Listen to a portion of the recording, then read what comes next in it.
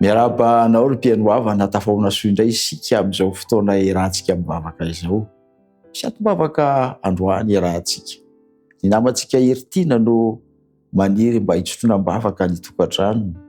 Tokantrano izay nahazo ny fitahian'Andriamanitra satria nahazo farasidimy.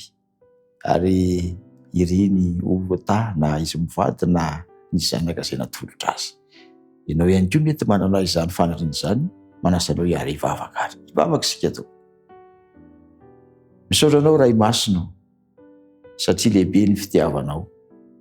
Notahinao izay zanak'olombelona ary nomenao tombontsoa, manana tombonandro androany mbola afaka manomana ny anaranao. Ny zanakao Eritiana no te hidera sy hankalazanao noho ny fitahinao azy manokana. Nomenao 5 sy fara. Manana zanaka avy aminao. Mankalaza anao izy ary misaotra nohon'izany fanomezan-dehibe natolotrao izany.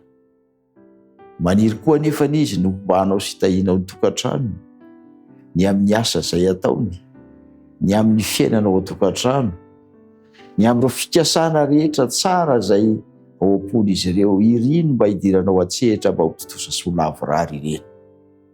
Ny fikasan'izy ireo amin'ny fanatsarana ny fidiram-bola dia ianao no hiditra an-tsehatra amin'izany. Ny fahasalamana ho an'ny zaza sy ny ray aman-dreny dia irin'izy ireo isan'andro atosaka ao aminy izany. Tsy ho azy irery no angatahana izany. Fa ireo rehetra nahazo tombontsoa no mbanao manokana ny amin'ny fahazoana taranaka dia hombay manokana izy ireny Andriamanitra. Tsy nitsovy ihany koa anefa ireo izay tsy nanana anjara amin'izany. Hivavaka dia tononona amin'ny anaran'i Jesosy irery ihany. Amen.